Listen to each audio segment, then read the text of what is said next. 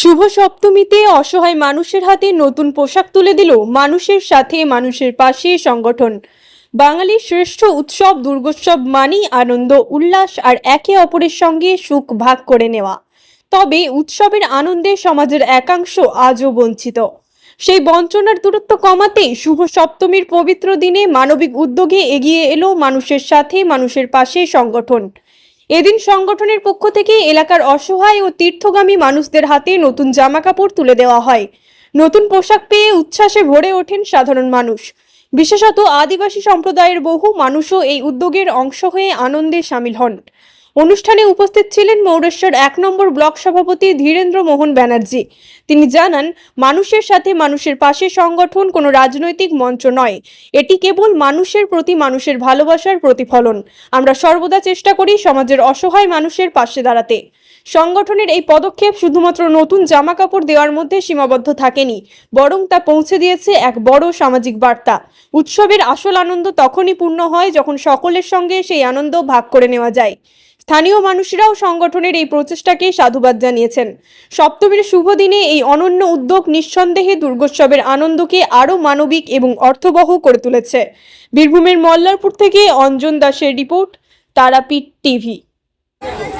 দেখুন আজকে কি করলাম, মানে আপনারা জানেন ইতিমধ্যে আমাদের দুর্গা পুজো, দুর্গা উৎসব আমাদের বাঙালির সবথেকে শ্রেষ্ঠ এবং বড়।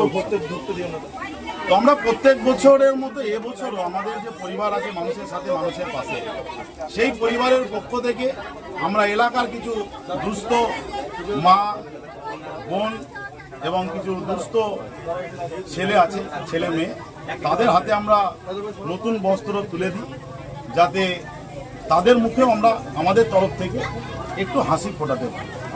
কিন্তু এই বছরের আমাদের কাপড় যে নতুন বস্ত্র আমরা বিলি করছি, আমরা এই বছর আমরা ঠিক করেছিলাম আমরা এই বস্ত্র বিতরণের মাধ্যম দিয়ে আমরা আমাদের প্রতিবাদ জানাবো। কিছুদিন আগে যে রামপুরহাটের নৃশংস যে ঘটনা ঘটেছে, যে স্কুল ছাত্রীর সঙ্গে এবং তাকে নৃশংসভাবে হত্যা করা হয়েছে, পুলিশ যথাযোগ্য ব্যবস্থা করেছে এবং আমরা আজকে এই দুর্গা পুজোর বস্ত্র বিতরণের মাধ্যম দিয়ে আমরা আমাদের প্রতিবাদ জানাচ্ছি এবং আমরা প্রশাসনের কাছে আপনাদের মাধ্যম দিয়ে অনুরোধ করব, এই নারকীয় হত্যাকাণ্ডের সঙ্গে যিনি জড়িত আছেন তার যেন কঠোর এবং কঠোরতম শাস্তির ব্যবস্থা হয় এবং তার মৃত্যুদণ্ড যেন হয়। বলছি এখানে দেখা যাচ্ছে প্রায় আদিবাসী মহিলা এসছে। দেখুন ওইটাই বললাম, আমরা প্রত্যেক বছরই বস্ত্রদানের মাধ্যম দিয়ে মানুষের মুখে হাসি ফোটানোর চেষ্টা করি, কিন্তু আমাদের এই বছরের বস্ত্রদানটা একটু অন্যরকম। আপনি পেছনে গেলে দেখতে পাবেন বেশিরভাগই আমাদের আদিবাসী সাঁওতাল মায়েরা বোনেরা আছে।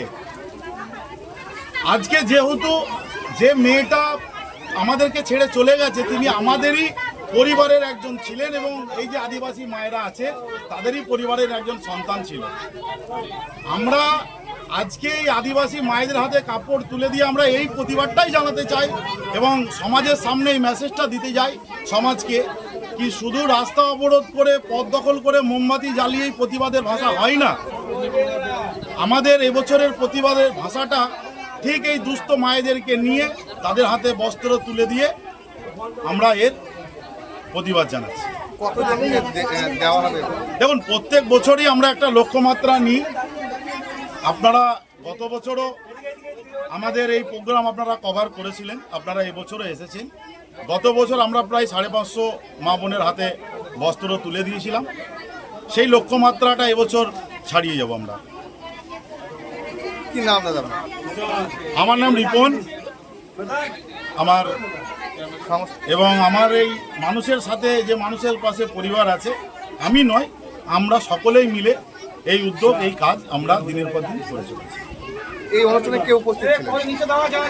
আজকে এই অনুষ্ঠানে উপস্থিত ছিলেন আমাদের মৌরেশ্বর 1 নম্বর ব্লকের সভাপতি মাননীয় ধীরেন্দ্র বন্দ্যোপাধ্যায় মহাশয় এবং আমাদের এমএলএ সাহেবেরও এখানে উপস্থিত হওয়ার কথা ছিল, কিন্তু যেহেতু ওনার অনেক প্রোগ্রাম আছে, উনি আসতে পারেননি, কিন্তু ফোনে আমাদেরকে শুভেচ্ছা বার্তা উনি দিয়েছেন এবং সঙ্গে থাকার বার্তাও দিয়েছেন।